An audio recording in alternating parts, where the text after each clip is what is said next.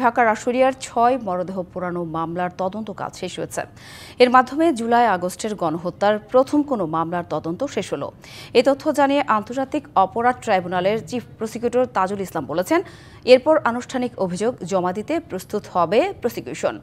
ঈদ উল ফিতরের পর আরও কিছু আলোচিত মামলার তদন্তের কাজ শেষ হবে বলেও জানান তিনি।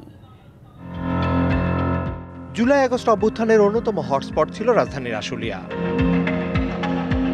18 জুলাই থেকে 5 আগস্ট পর্যন্ত সেখানে পুলিশের গুলিতে মারা যায় অন্তত 75 জন।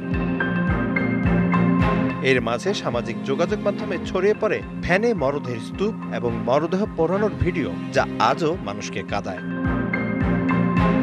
হৃদয় বিদারক ও মর্মান্তিক ওই দৃশ্য ছড়িয়ে পড়ার পর সমালোচনার ঝড় উঠে দেশ জুড়ে। আলোচিত এই মামলায় ঢাকা জেলার সাবেক অতিরিক্ত পুলিশ সুপার মোহাম্মদ আবদুল্লাহিল কাফি, ঢাকা জেলা পুলিশের সাবেক অতিরিক্ত সুপার শাহিদুল ইসলাম, তৎকালীন ওসি এএফএম সায়েদ, ডিবি পরিদর্শক মোহাম্মদ আরাফাত হোসেন, এসআই মালেক ও কনস্টেবল মুকুলকে গ্রেফতার করা হয়।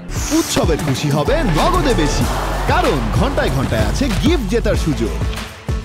তবে অন্যতম আসামি স্থানীয় সাংসদ সাইফুল ইসলাম এখনো পলাতক। আলোচিত সেই মামলার তদন্ত প্রতিবেদন চূড়ান্ত হয়েছে বলে জানালেন আন্তর্জাতিক অপরাধ ট্রাইব্যুনালের চিফ প্রসিকিউটর।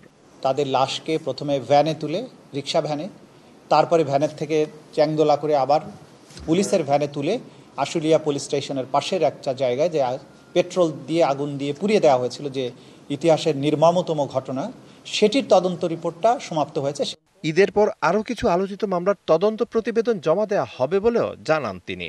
আমরা আশা করছি ঈদের পরপরই আরও 3-4টা মামলার তদন্ত রিপোর্টও আমরা হাতে পেয়ে যাব, অর্থাৎ চিফ প্রসিকিউটর অফিস হাতে পেয়ে যাবে।